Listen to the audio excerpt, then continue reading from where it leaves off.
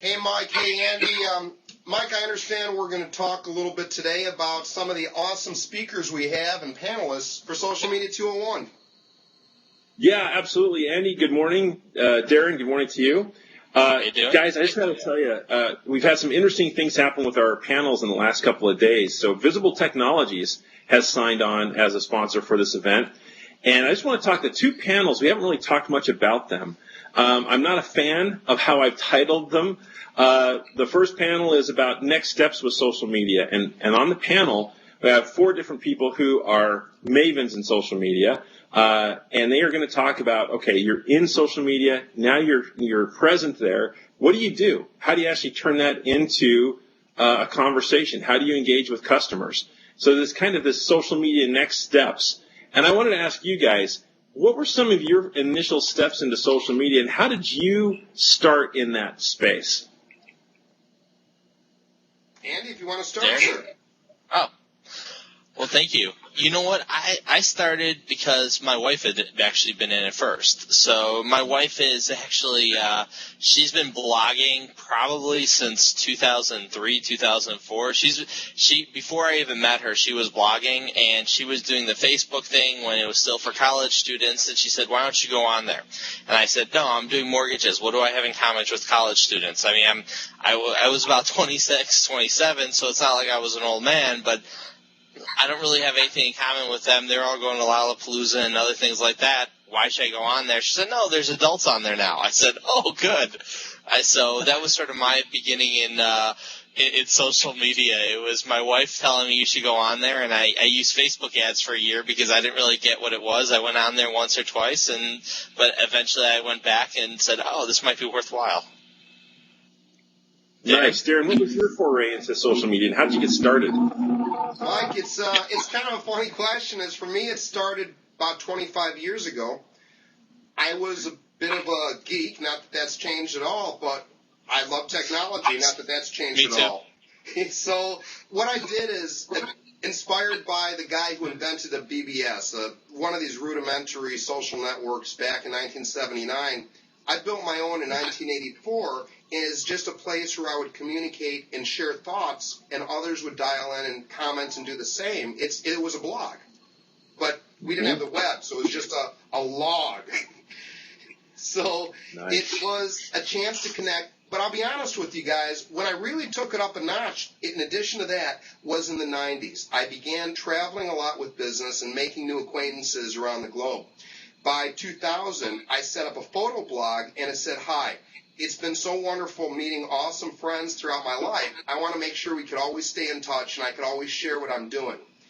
By doing this, the gaps in relationships, even if I didn't talk to somebody for 3 months or even a year, by doing this, they were familiar with what I was doing, and if they had similar technology, it was the same for me. We used Coppermind for photos before Facebook. We used all these different tools.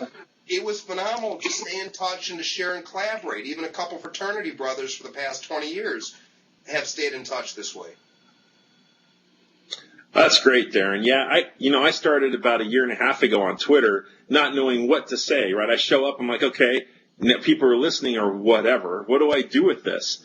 And so my team coached me in this. And they said, just kind of be yourself, kind of set your own voice if you want to.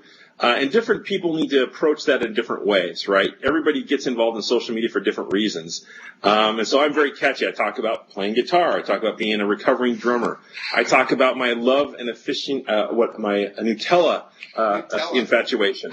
And Darren, I know you talk about sushi, and you've tweeted what you eat every single day for a year. Mike, I want to talk about that for a second, if I may. Yeah. I love Twitter. I absolutely love Twitter.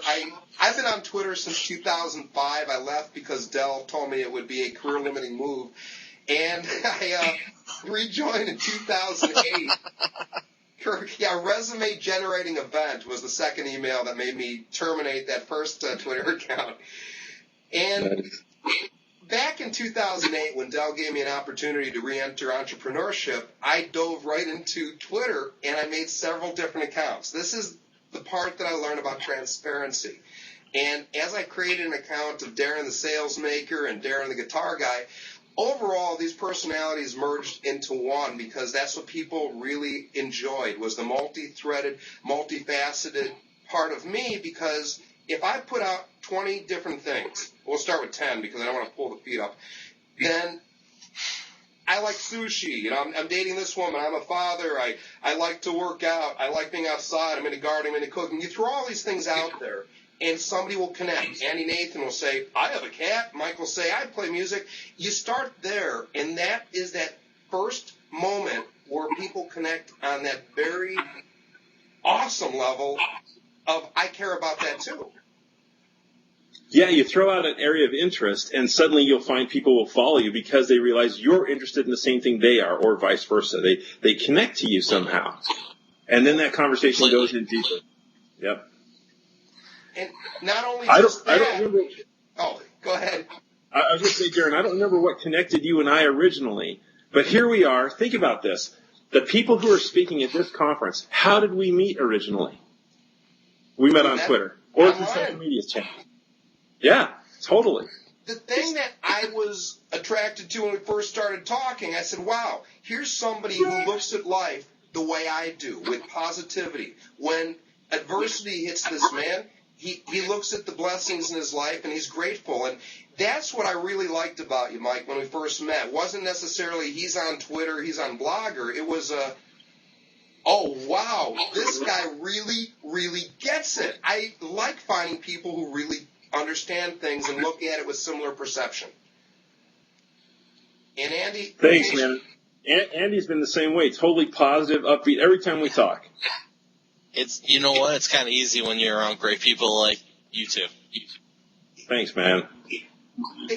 Here's the thing that's interesting to me is we're attracting people to this conference from around the country. You know, as far away as Virginia coming, different states are coming. And what we're going to share with them is not just how to be goofy and fun, but actually how to grow their business, how to give their business a personality. That has been a unique blessing for me to figure that kind of out and connecting with in ways that I never thought possible. Darren, you obviously have a million followers. Andy, I'm not sure how many you're at. I'm around 8,000. It just fascinates me that somebody would want to read my stuff about the silly dribble that I'm in. But yet I've been interviewed by Business Week. I've been interviewed for several books, been asked to write forwards. I know you guys have been active in this space as well and had opportunities open up to you that you never thought possible. Yeah, Incredible definitely. opportunities. It's unbelievable. The world has opened up ever since I started using social media for business in ways that I can never imagine. It ties in with stuff I had done before and also new opportunities as well. And you know what? And part of it is I get to be on conferences like this with people like Mike Whitmore and Darren Willinger, who I would never have known without social media. Very cool. Well, I can't wait to share this with our group. You know, next week. My goodness, this thing is next week. It's just crazy. It is. I'm excited, man. I just am filled with excitement about next week, starting with 4 people who've never actually met in, like, real life, actually getting together for dinner Tuesday. That's going to start the trip off with a lot of fun.